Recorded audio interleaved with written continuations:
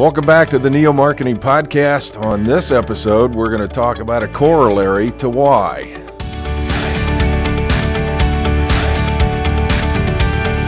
Welcome to the Golden Group Neo Marketing Podcast, a bi-weekly discussion of modern business communication. Kyle, how are you, sir? Fantastic. Thank you for asking. Fantastic, yeah. We've talked an awful lot on this program about strategy. Of course, I love strategy. We talked about, we both do. We talked about Simon Sinek and start with why. We're very impressed with Simon, too. I am very much so. We got to give credit to Simon. Yep. When we talk about why, we are taking our cues from Simon. He did it first. We just adapt it to what we do. I wish I'd have written that book, honestly. It would have been awesome. But as I've been absorbing what he's talking about, there have been a couple things that have come up for me, and one of them I'll call a corollary, because I've found out in academia, if you want a theory, you just say you've got a theory. So I want a corollary, so I'm going to say I got a corollary. Okay, there you go. We're bold. And a corollary to why is, does it make sense? Okay, I'm following you. Go for it. And let me explain. Okay. We do a thing at Lindsay and Asp every Monday called Campaign of the Week, and it's an opportunity for the students to kind of limber up their thinking. Sure. And we press strategy hard in those things. What is the strategy? What do you think they were trying to accomplish? And the students are great about bringing some really interesting cases to talk about. One of them that we just talked about this week and that got me thinking in this corollary direction. One of the most interesting cases they brought up was Dominos Pizza and the paving the road gig that they're familiar doing, with that right? campaign, of course, yes. Right. The thing that really solidified the corollary for me was then they had the camera inside the pizza box on deliveries. As it fell over, right? As it flips and flops and everything. Yeah. And so the question, in addition to what's their strategy, the question I've started asking is, does it make sense? And everybody kind of looked at me and went, what's the tie between pizza and paving roads? Great question. And it makes sense. There you go. And all you had to do was look at the camera inside the pizza box to understand what their strategy is customer service. Yes. Making sure that you get a pizza that is fit to eat and hasn't been tossed around in a box. And pizza is related to delivery. Yes. There's a lot of things, if you said, hey, delivery of steak, you'd be like, you don't get steaks on delivery. Omaha, maybe, right? Through the mail. But pizza is most often delivered. And so, yeah, it's got to get to you, not only made well and put in the box well, but get to you via delivery correctly. So kind of reverse engineering that for me. I also like how they anyway. kind of put off if you've ever got a bad pizza, it's the city's fault and not us. Is a sort of workaround they gave there. Right, exactly. But yeah, kind of deconstructing that whole thing, it makes a heck of a lot of sense to me. And that's what strategy, that's what your why should. Somebody's been doing some deep thinking at Domino's about their why.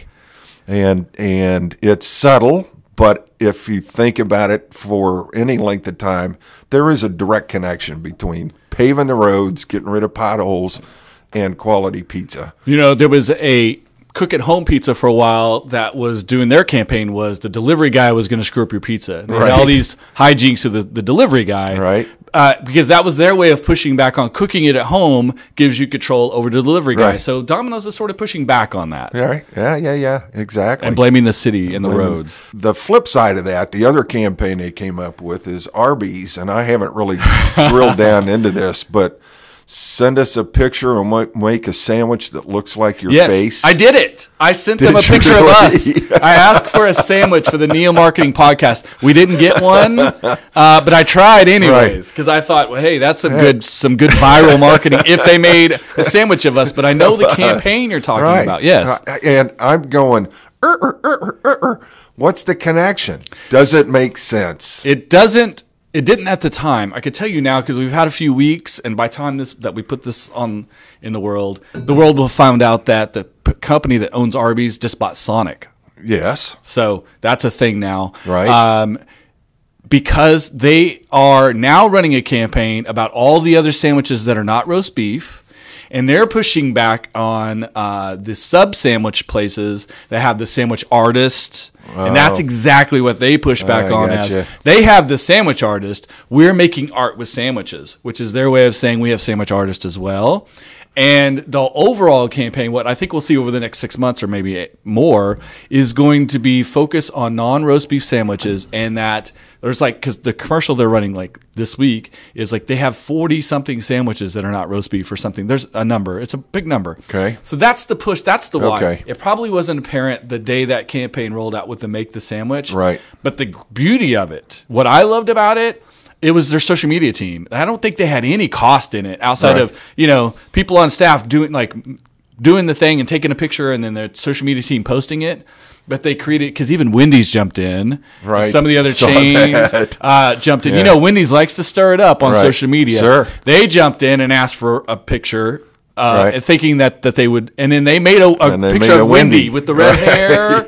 And they played along, which was great social media, awesome social media campaigns. But to answer your question, does it make sense? It probably didn't then. It does now. Maybe. If you look at an overall campaign of we're more than roast beef sandwiches. If you look, yes. Yeah. So for me, the doesn't make sense shouldn't hit you right square between the eyes. It doesn't have to, no. But it shouldn't be so subtle that it makes you go, right? So a campaign doesn't have to hit you with everything at the beginning. Right. It's bringing you along a path. So you're right. It doesn't have to start obvious, but it has to end up. being an obvious place. Right. Maybe the better example is some months ago, Burger King did that bullying commercial. Right. That was a real disconnect for me. In fact, and I saw it after we had the discussion on one of our other podcasts about it. We did talk about that. And it. Not only did I not like it, I was kind of turned off by the preachiness and then the execution. I thought the execution was really terrible. Yeah. And then it was a little bit of an apples and oranges is why don't you go and jump on these teenagers for bullying this kid, which is wrong, and you would hope someone would help them. Right. And something you paid for. Right. And there's a created expectation of the business that we create an expectation. We give you this burger that we show you the picture of. It's nice. And then we give you this thing and the bullied burger. Right. Come on. They didn't bully your burger. Right. They gave you an inferior product that didn't meet the expectations created by their own marketing. Right.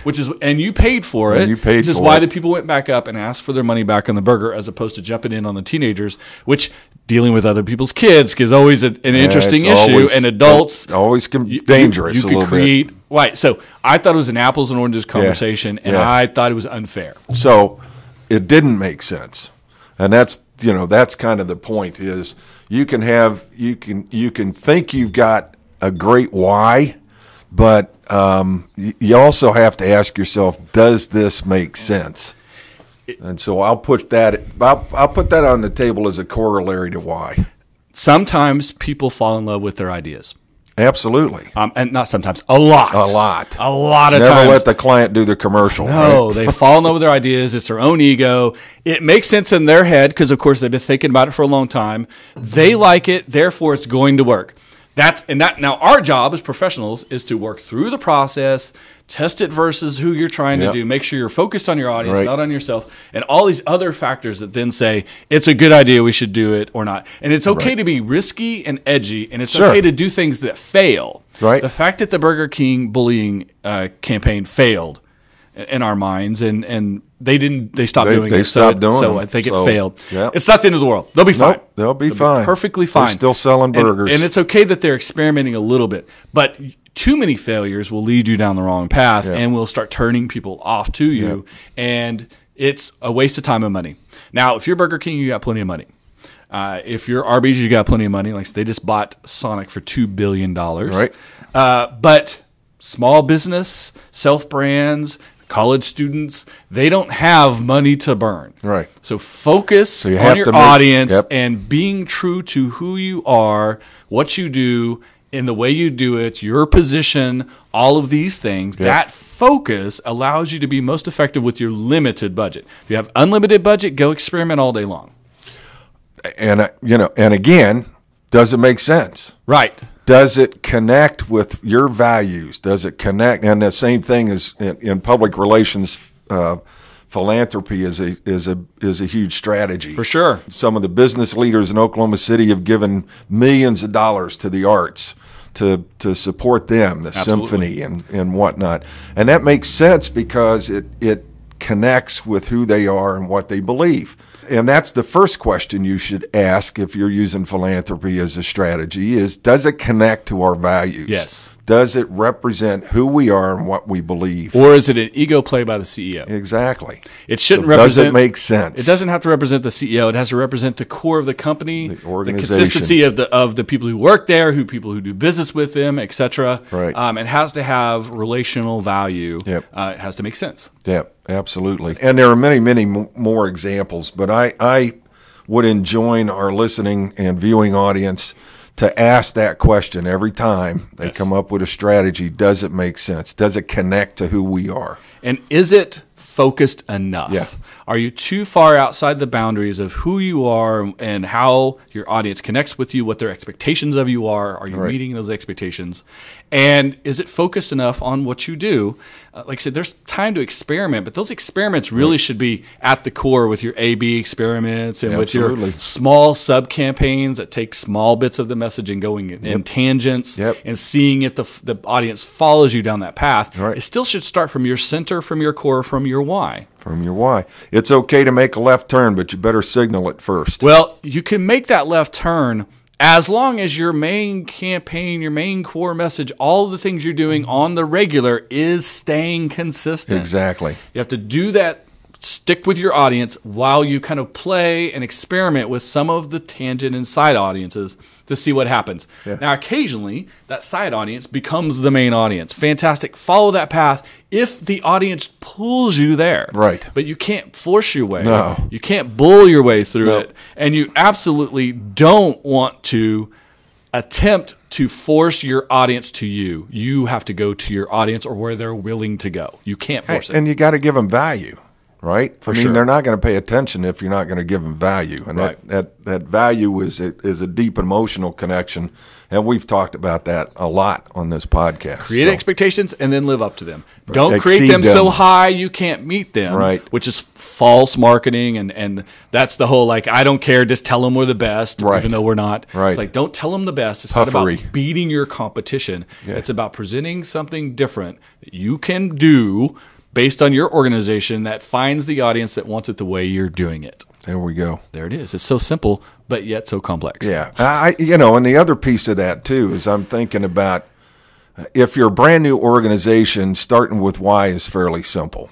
Yes. Because you got a blank sheet of paper. It's the whole reason that you said we're going to do this. Right. But if it should be that fresh on your mind. It should be that fresh in your mind. If you're a new, and so that's fairly simple. If you're a long-standing organization, starting with why is a lot more difficult. And you have to get honest. Here's the hardest one. Organizations who started in the right place and through years and competition and following the money, they got so far off of it they don't even know where they started. Those are the folks who are really lost in the wilderness. And because of competition, because of technology, because of changes in their industry, they went from the winner to the loser.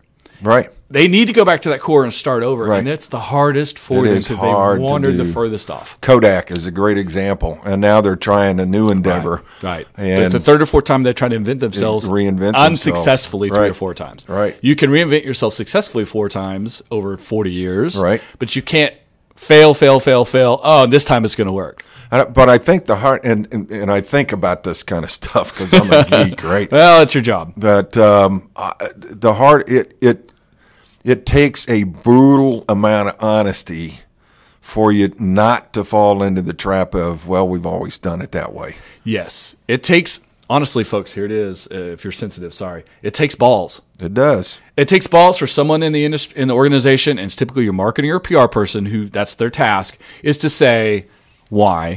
Why are we doing it this way? And then I won't accept because we've always done it. Challenge it. At the end of the day, I challenge it every time someone says we've always done it that way. Right. I don't care what the answer is. Right. What I care is we've vetted the process. Right, exactly. If we get back to, we looked it over, we tried every thought process, and we come back to this is the best way of doing it, fantastic. Because now the answer isn't because we've always done it that way. The answer is because it is the best way to do it. It is the best way to do it. All that matters is you get to that's the best way to do it. We go into any conversation with a business owner asking that, the why. That's where it starts. Got to understand the organization and then figure out if what they're doing matches up with their mission. That's right. From that, we get to correlate their strengths and weaknesses, their position, how they compete. Stakeholders. And then you're off to the races. Without any of that, you're just guessing. Yeah, exactly. And guessing is expensive. Guessing is not the way to do business. So there you go. I'm throwing that out there. Corollary doesn't make sense. So I like it. I thought it was a great conversation. Another great conversation to hold us for the next 2 weeks until we have another episode of the New Marketing Podcast. Yep. Until then, good luck. Ciao.